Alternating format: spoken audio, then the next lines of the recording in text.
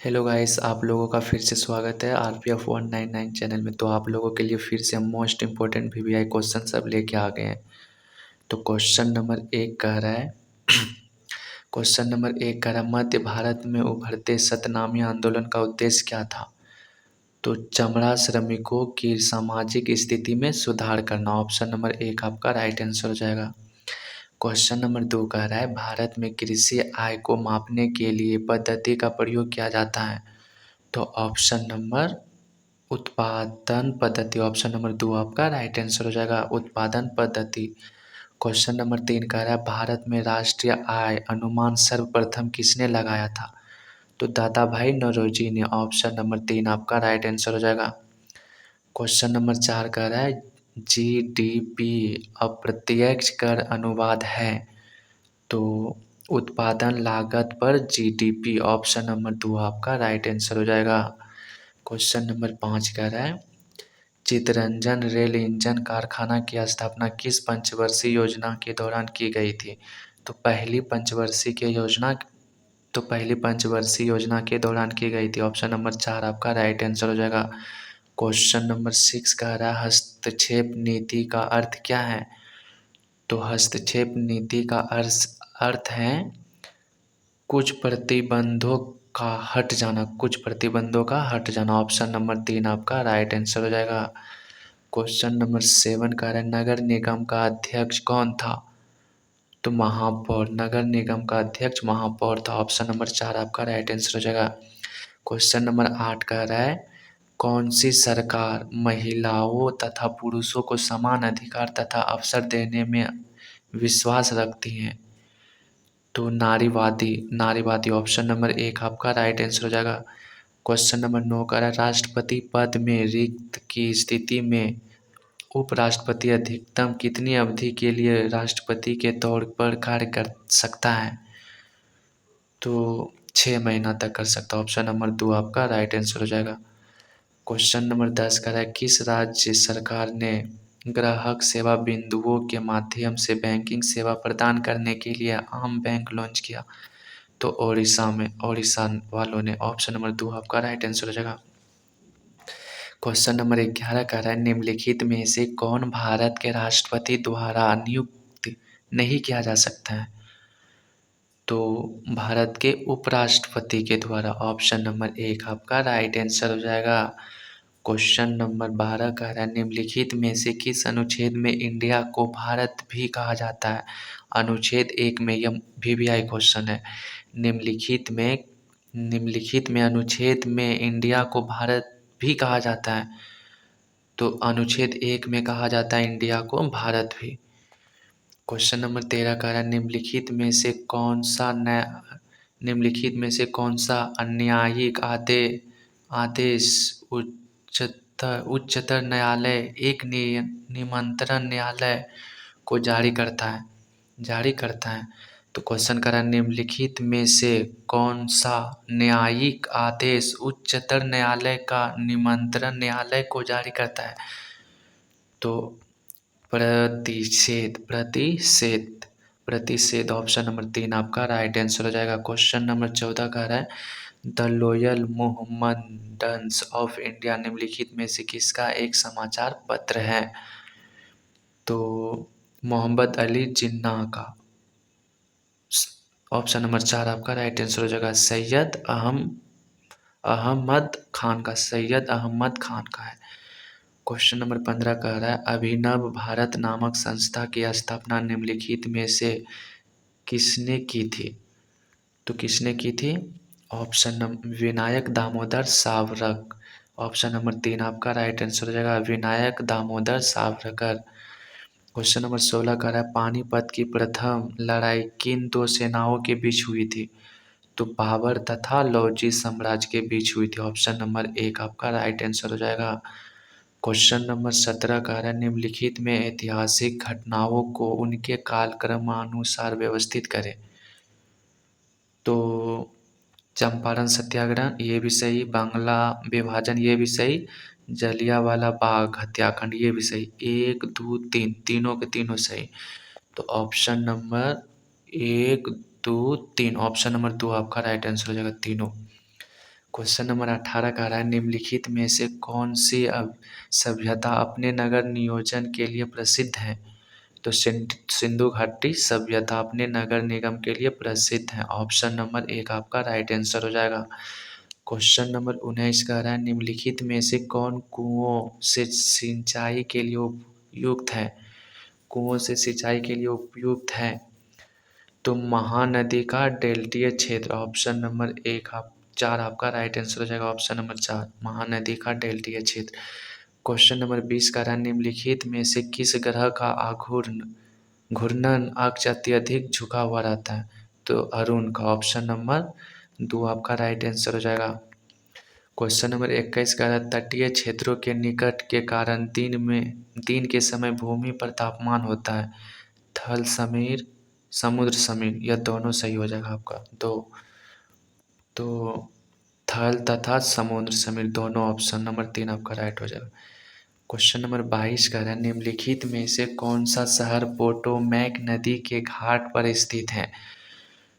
तो Washington DC option number 4 आपका right answer हो जाएगा। क्वेश्चन नंबर 23 कह रहा है किसी दो निरंतर देशांतरों के बीच समय का अंतर होता है? तो कितना होता है? 4 मिनट। ऑप्शन नंबर 3 आपका राइट आंसर हो जाएगा।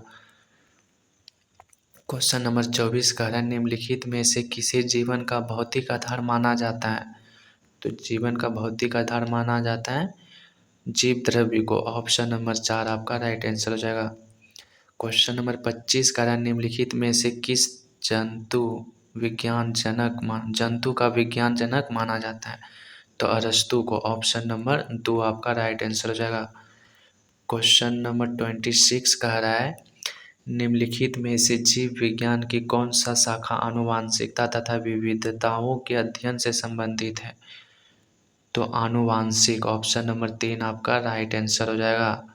क्वेश्चन नंबर 27 कह रहा है निम्नलिखित में से कौन सा मानक शरीर का विशिष्ट अंग नहीं है? तो ग्रसनी यह सही, ये तो है। कल ग्रंथि ये भी है, थाइमस ग्रंथि ये भी है, अकल की दाढ़ी ये नहीं है। ऑप्शन नंबर 2 आपका राइट आंसर हो जाएगा। क्वेश्चन नंबर 28 कह रहा है निम्न में से किस ग्रंथि में पित्त उत्पादित होता है? तो यकृत में। ऑप्शन नंबर 1 आपका राइट आंसर हो जाएगा। क्वेश्चन नंबर 29 कह रहा है निम्नलिखित में से किन कोशिकाओं से इंसुलिन का रिसाव होता है?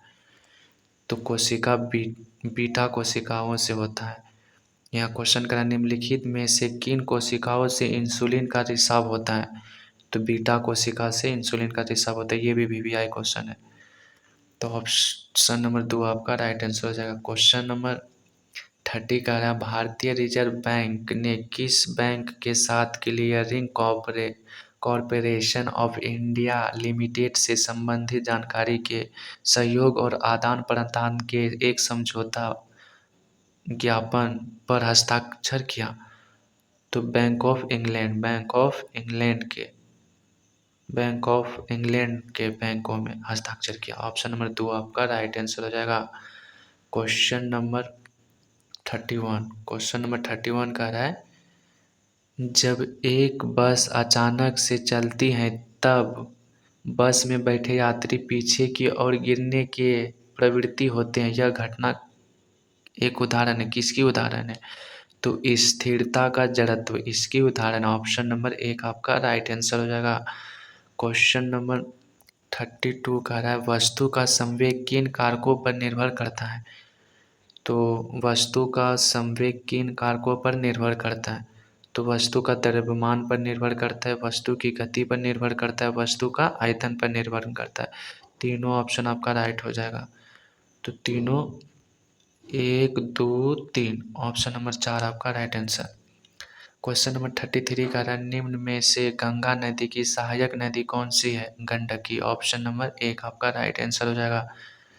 क्वेश्चन नंबर 34 का रहा निम्नलिखित में से किसका प्रयोग कंप्यूटर में डाटा तथा निर्देश प्रविष्ट करने के लिए किया जाता है? तो इनपुट डिवाइस को कनेक्ट करने के लिए किया जाता है। ऑप्शन नंबर 4 आपका राइट आंसर हो जाएगा। क्वेश्चन नंबर 35 का निम्नलिखित में से किसकी संचय क्षमता सबसे अधिक होती है? तो टेराबाइट की ऑप्शन नंबर 3 आपका राइट आंसर हो जाएगा।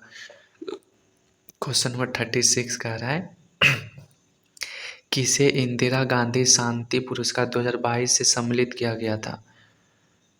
तो इंडियन इंडियन मेडिकल एसोसिएशन यह आपका सही हो जाएगा, और भारतीय प्रशिक्षण नर्स एसोसिएशन ऑप्शन नंबर 4 आपका राइट आंसर हो जाएगा, 2 और 3 दोनों। क्वेश्चन नंबर 37 कह रहा है सोडियम बाइकार्बोनेट निम्नलिखित में से किसका रासायनिक नाम है? तो बेकिंग सोडा का ऑप्शन नंबर 1 आपका राइट आंसर हो जाएगा, बेकिंग सोडा का। क्वेश्चन नंबर 38 कह रहा है एक परमाणु द्रव्यमान संख्या को कैसे निर्धारित किया जाता है? तो कुल प्रोटॉन तथा न्यूट्रॉन की संख्या को जोड़कर निर्धारित किया जाता है, ऑप्शन नंबर 3 आपका राइट आंसर हो जाएगा। क्वेश्चन नंबर 39 का निम्नलिखित में से कौन सी अभिक्रिया सूर्य से विकिरित होने वाली ऊर्जा का मुख्य कारण है? तो रासायनिक अभिक्रिया ऑप्शन नंबर 3 आपका राइट आंसर हो जाएगा। क्वेश्चन नंबर 40 कह रहा है वन महोत्सव निम्नलिखित में से किससे संबंधित है? वृक्षारोपण से संबंधित है, ऑप्शन नंबर 2 आपका राइट आंसर हो जाएगा। क्वेश्चन नंबर 41 कह रहा है समुद्र तट के निकट नमकीन पानी में उगने वाले पौधे को डैश कहते हैं। यहाँ पे क्वेश्चन फिर से कर लेते हैं। क्वेश्चन कह रहा है 41 समुद्र तट के निकट नमकीन पानी में उगने वाले पौधों को डैश कहते हैं। तो ये भी VVI क्वेश्चन है, इसका आंसर हो जाएगा लवण मृदोद्भिद, ऑप्शन नंबर 1 आपका राइट आंसर हो जाएगा। लवण मृदोद्भिद समुद्र तट के निकट नमकीन पानी में उगने वाले पौधों का नाम क्या है? तो लवण मृदोद्भिद। क्वेश्चन नंबर 42 कह रहा है किस IIT की एक शोध टीम ने पंजाब में सतलज नदी की रेत में इलेक्ट्रॉनिक उपकरणों के निर्माण में इस्तेमाल होने वाली एक दुर्लभ धातु टेंटेनलम की उपस्थिति का पता लगाया? तो IIT रोपन, ऑप्शन नंबर 2 आपका राइट आंसर हो जाएगा। क्वेश्चन नंबर 43 कह रहा है RAW का पूरा नाम क्या है? RAW का पूरा नाम है research and analysis wing, option number 4 आपका राइट आंसर हो जाएगा, research and analysis wing, research and analysis wing. Question number 44 कह रहा है आवर्ती नियम निम्नलिखित में से किसने दिया? आवर्ती नियम निम्नलिखित में से किसने दिया? तो दमित्री मेंडलीफ ने दिया, ऑप्शन नंबर 4 आपका राइट आंसर हो जाएगा, दमित्री मेंडलीफ ने दिया। क्वेश्चन नंबर 45 का निम्नलिखित का मिलान कीजिए। तो निम्नलिखित का मिलान कीजिए। तो रणजी ट्रॉफी किसने जीता? तो रणजी ट्रॉफी क्रिकेट वालों ने, और पहला का बी आंसर, पहला का बी हो जाएगा। संतोष ट्रॉफी इसका ए हो जाएगा, दूसरा का ए। फिर से बताते हैं, ठीक है। निम्नलिखित का मिलान कीजिए। तो रणजी ट्रॉफी है क्रिकेट से संबंधित, और संतोष ट्रॉफी है फुटबॉल से संबंधित, और ये तीसरा आगा खान कप है, आगा खान कप है हॉकी से। ऑप्शन नंबर पहला का हो गया बी, दूसरा का हो गया ए, पहला का हो गया बी, दूसरा का हो गया ए, तीसरा का सी, ऑप्शन नंबर 2 आपका राइट हो जाएगा। क्वेश्चन नंबर 46 कह रहा है निम्नलिखित में से कौन सा युग्म गलत है? तो घूमर राजस्थान यह सही है, बिहू बिहार यह गलत है, ऑप्शन नंबर 2 आपका राइट आंसर हो जाएगा। भांगड़ा पंजाब यह भी सही है, लावनी महाराष्ट्र यह भी सही, ऑप्शन नंबर 2 आपका राइट आंसर हो जाएगा, बिहू बिहार। क्वेश्चन नंबर 47 कह रहा है कौन सा जल डमरू मध्य भारत और श्री का अलग करता है? क्वेश्चन नंबर 47 कह रहा है कौन सा जल डमरू मध्य भारत और श्रीलंका को अलग करता है? तो पाक जल मरु मध्य, ऑप्शन नंबर 3 आपका राइट आंसर हो जाएगा। क्वेश्चन नंबर 48 कह रहा है होप इन चैलेंजर्ड डेमोक्रेसी के द्वारा लिखी गई थी। डॉक्टर अश्विनी कुमार। होप इन और चैलेंजर्ड डेमोक्रेसी किसके द्वारा लिखी गई थी? तो डॉक्टर अश्विनी कुमार के द्वारा। 49 का है लोहे पर जंग लगना एक सामान्य उदाहरण है। लोहे पर जंग लगना एक सामान्य उदाहरण है। तो रासायनिक परिवर्तन का उदाहरण है। रासायनिक परिवर्तन ऑप्शन नंबर 3 आपका राइट आंसर हो जाएगा। क्वेश्चन नंबर 50 का रहा है, क्वेश्चन नंबर अंतिम है। क्वेश्चन नंबर 50 का रहा भारत के 84वें ग्रैंड मास्टर कौन बने? भारत के 84वें ग्रैंड मास्टर कौन बने? यह भी PBI क्वेश्चन है। तो वैशाली रमेश बाबू बने। वैशाली रमेश बाबू ऑप्शन नंबर 4 आपका राइट आंसर हो जाएगा। तो आज के लिए इतना सही, मिलते फिर नेक्स्ट वीडियो में। Bye bye tata. तो लाइक सब्सक्राइब करें हमारे वीडियो को।